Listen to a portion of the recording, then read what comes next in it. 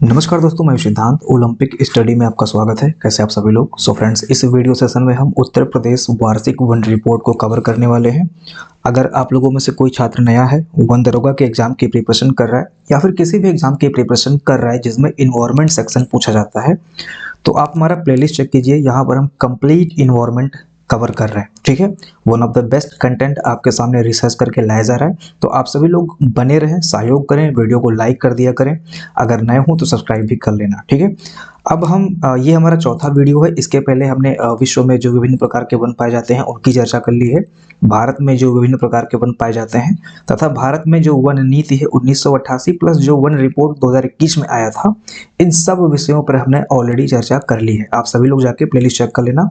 आज की video session में हम उत्तर प्रदेश में वार्षिक वन रिपोर्ट स्थिति पर चर्चा करने वाले हैं। जो बच्चे यूपी से बिलोंग करते हैं, यूपी की किसी भी एग्जाम में यहाँ से प्रश्न बन सकता है। बहुत छोटा सा वीडियो लेक्चर होगा, बहुत छोटा सा सेशन है, लेकिन यहाँ से प्रश्न बनने की पूरी संभावना है। ठीक है, एक नंबर हो सकता है कि यहीं से बन जाए, तो आप लोग वीडियो सेशन को पूरा देखना। ठीक है, स्टार्ट करते हैं बिना किसी देरी के।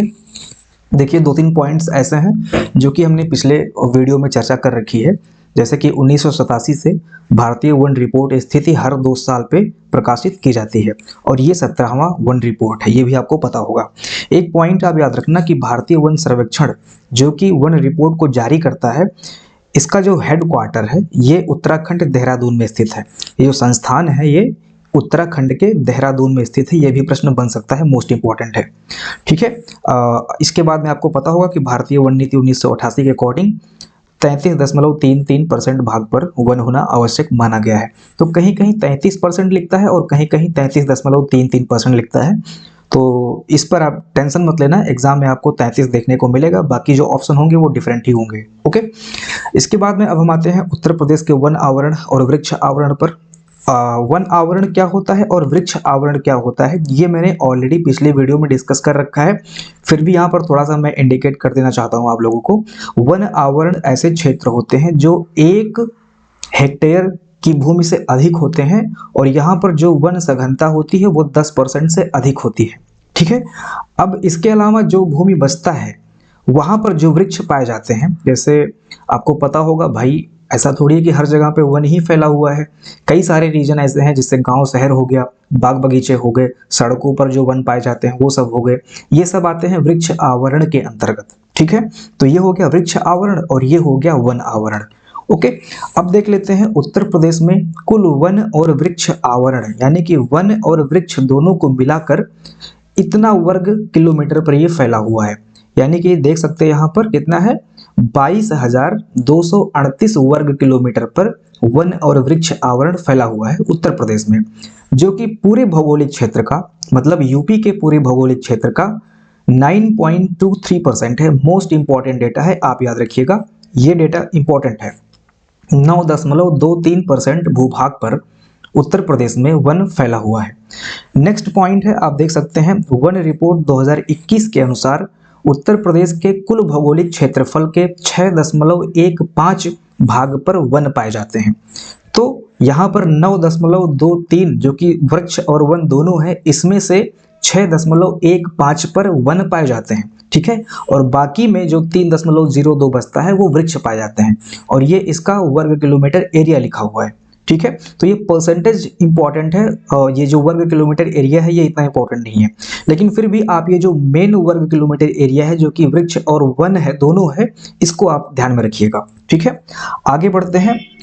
अगला जो पॉइंट है आप देख सकते हैं, पिछले रिपोर्ट की तुलना में वनावरण में 12.24 वर्ग किलोमीटर की वृद्धि हुई है। वनावरण में 12.24 किलोमीटर की वृद्धि हुई है और वृक्ष आवरण में 79 वर्ग किलोमीटर की वृद्धि हुई है। तो वनावरण में कम वृद्धि हुई है और वृक्षावरण में, जो कि सड़क हो गए, बाग बगीचे हो गए, ठीक है, यहाँ पर 79 वर्ग किलोमीटर की वृद्धि हुई है। ये दोनों डेटा आप याद रखिएगा। अब देखिए, कुल वनावरण और वृक्ष आवरण मिलाकर 9.18% है।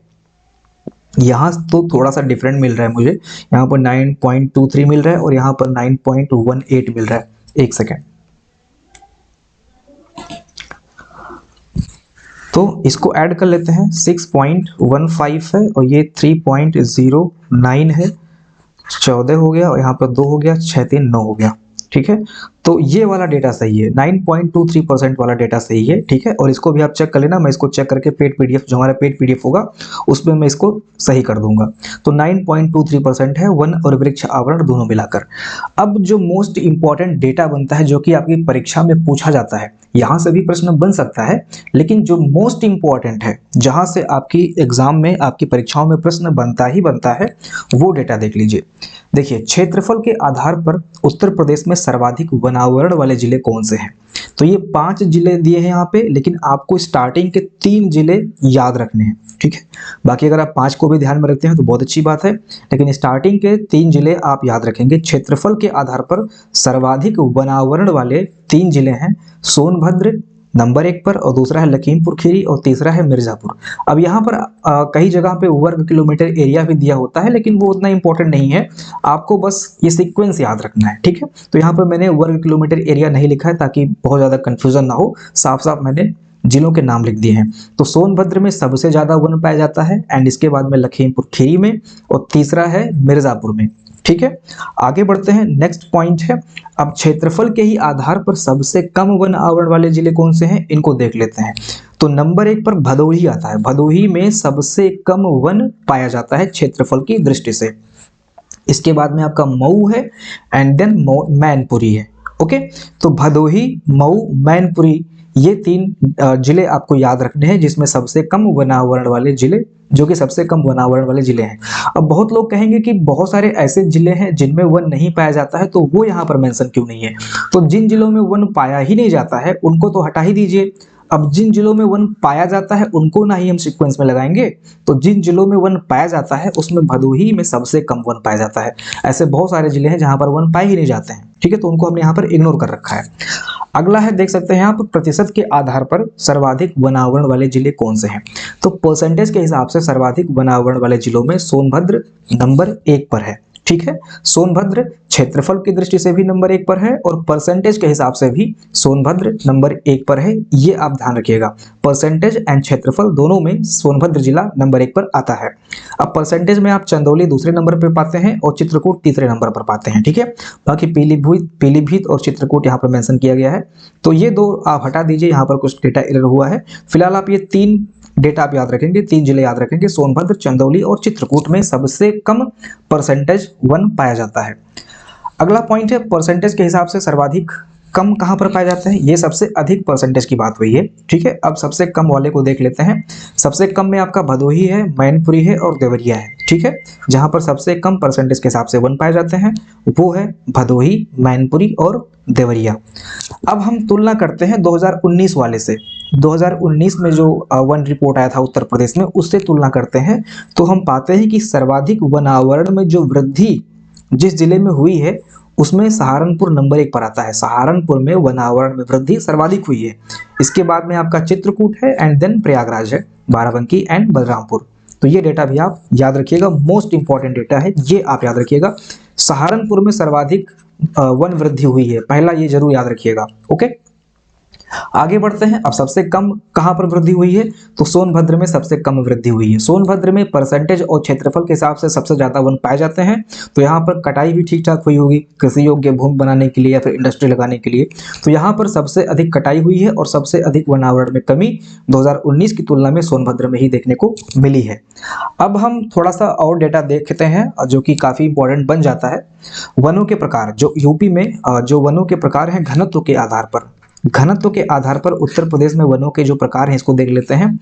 इसको 3-4 पार्ट में डिवाइड किया गया है। पहला है सघन वन, दूसरा है घने वन, तीसरा है खुले वन, और इसके बाद में आता है झाड़ियाँ, ठीक है। तो यहाँ पर आप देख सकते हैं सघन वन जहाँ पर 70% से अधिक वन घनत्व पाया जाता है, और घने वन जहाँ पर 40 से 70% के बीच में वन घनत्व पाया जाता है, और खुले वन ऐसे क्षेत्रों को बोलते हैं जहाँ पर 10 से 40% वन घनत्व पाया जाता है। और झाड़ियाँ आप सभी को पता होता है जहाँ पर पौधों की पैदावार कम होती है, और यहाँ पर जो वन घनत्व होता है वो 10% से कम होता है, ठीक है। अब हम देखते हैं कि उत्तर प्रदेश का जो क्षेत्रफल है, जितने क्षेत्रफल पर वन और वृक्ष आवरण पाए जाते हैं उनमें अति सघन वन का परसेंटेज कितना है? तो अति सघन वन का परसेंटेज जो है ये 1.9% है, ठीक है। सबसे ज्यादा जो सघन वन है उसका परसेंटेज है 1.9%, लगभग 2% सबसे सघन वन पाए जाते हैं। इसके बाद में आप देख सकते हैं मध्यम सघन वन की अगर हम बात करते हैं तो 1.7% पे, खुले वन की अगर हम बात करते हैं तो 3.37% एंड झाड़ी की बात करते हैं तो 0.24%। अब यहाँ पर इंपॉर्टेंट क्या है, तो यहाँ पर इंपॉर्टेंट ये है इन सभी में कि सबसे ज्यादा किस प्रकार के वन उत्तर प्रदेश में पाए जाते हैं, तो ये होगा आपका खुले वन। ठीक है, खुले वन सबसे ज्यादा पाए जाते हैं, सबसे ज्यादा परसेंटेज कवर करते हैं सभी प्रकार के वनों में, तो जो कि है 3.37%। तो ये आप याद रखिएगा इनमें, ठीक है, ये इंपॉर्टेंट डेटा है। आगे बढ़े, अब देख सकते हैं बस ये 2-3 पॉइंट और हैं, बस इसके बाद में मैंने यहाँ पर यूपी का मैप लगा दिया है, ताकि अगर कुछ लोग मैप से कुछ अध्ययन करना चाहते हो, समझना चाहते हो कौन सा जिला कहाँ पर स्थित है, वनों की स्थिति क्या है, तो वो लोग यहाँ से समझ सकें। यहाँ पर आपको क्लियर नहीं दिख रहा होगा, लेकिन जब आप मोबाइल फोन में देखेंगे तो आपको वहाँ पर क्लियर दिखेगा। अब ये जो इंपॉर्टेंट डेटा है इसको भी चेक कर लेते हैं। सबसे सघन वन, जो सघन वन की हमने बात की थी जो कि 2% है, लगभग 1.9% है, सबसे सघन वन आपका लखीमपुर खीरी जिला में पाया जाता है। और सबसे अधिक खुले वन और मध्यम वन, दोनों प्रकार के जो वन है ये सोनभद्र में पाए जाते हैं। ठीक है, तो सबसे अधिक खुले और मध्यम सघन वन सोनभद्र में, और सबसे सघन वन वाला जो एरिया है, जिला है, वो लखीमपुर खीरी है। इसके बाद में झाड़ियों की अगर हम बात करते हैं तो सबसे ज्यादा झाड़ियां जो है ये आगरा में पाई जाती हैं, और कम झाड़ियां आपका सुल्तानपुर में मिलता है। तो सबसे ज्यादा झाड़ियां कहां पर हैं, आगरा में हैं, और सबसे कम झाड़ियां कहां पर पाई जाती हैं, तो ये सुल्तानपुर जिले में पाई जाती हैं। ठीक है, अब हम उत्तर प्रदेश में वनों का सीक्वेंस देख लेते हैं, जिसमें आपको मैंने स्टार्टिंग में बताया था कि 3.39% आपका खुले वन है। कितना है, फिर से एक बार चेक कर लेते हैं, खुले वन 3.37% है, ये सबसे ज्यादा वन यहाँ पर पाया जाता है।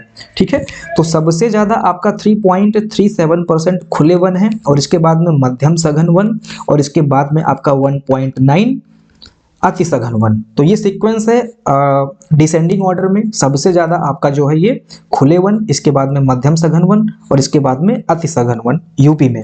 ठीक है, अब हम देखते हैं कि कौन से कितना वन क्षेत्र ऐसा है जो कि आग के प्रभाव में आ सकता है।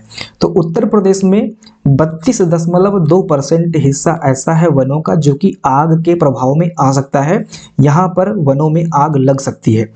तो जितने वन हैं उनमें 32.2% हिस्सा ऐसा है जहां पर आग लग सकती है। इसके बाद में एग्जाम में कभी कभी क्वेश्चन घुमा देगा, ठीक है, जो ऑप्शन होगा वो थोड़ा सा अजीब टाइप में देगा, ये ऐसे नहीं लिख देगा कि सबसे अधिक खुले वन, ऐसे ना लिख के कभी कभी एग्जाम में लिख सकता है कि उत्तर प्रदेश में सबसे ज्यादा किस प्रकार का वन पाया जाता है। वहां पर आपको ऑप्शन मिलेगा उत्तरी शुष्क मिश्रित पर्णपाती वन, तो ये आपका राइट आंसर होगा। ठीक है, जो कि है आपका अधिक खुले वन, बात वही है, अधिक खुले वन ना लिख के कभी कभी एग्जाम में उत्तरी शुष्क मिश्र पर्णपाती वन लिख देगा, तो ये आपका राइट आंसर हो जाएगा। ठीक है, तो उम्मीद करता हूं कि ये सेशन आपको काफी अच्छा लगा होगा। ये छोटा सा ही वीडियो है, लेकिन इसको रिसर्च करने में सारी चीजें मैंने यहाँ पर टाइप की हैं, ऐसा कुछ नहीं कि यहाँ पर कट कॉपी पेस्ट है, तो यहाँ पर मेहनत लगा है। दोस्तों आप सभी लोग वीडियो को लाइक कर देना, अगर आपको सेशन अच्छा लगा होगा तो कमेंट करके अपना रिव्यू जरूर बताइएगा। सो मिलते हैं अगली वीडियो में, अगला वीडियो भी चेक कर लेना जो कि आएगा वन अभयारण्य, जंगल के प्रकार, और जो कई सारे क्या बोलते हैं टाइगर रिजर्व फॉरेस्ट हैं, इन सब पे हम एक अलग वीडियो बनाएंगे, उनमें सब वनों के डिटेल्स और अभयारण्यों के डिटेल्स दिए होंगे। मिलते हैं अगली वीडियो में, अपना ध्यान रखिएगा। जय हिंद।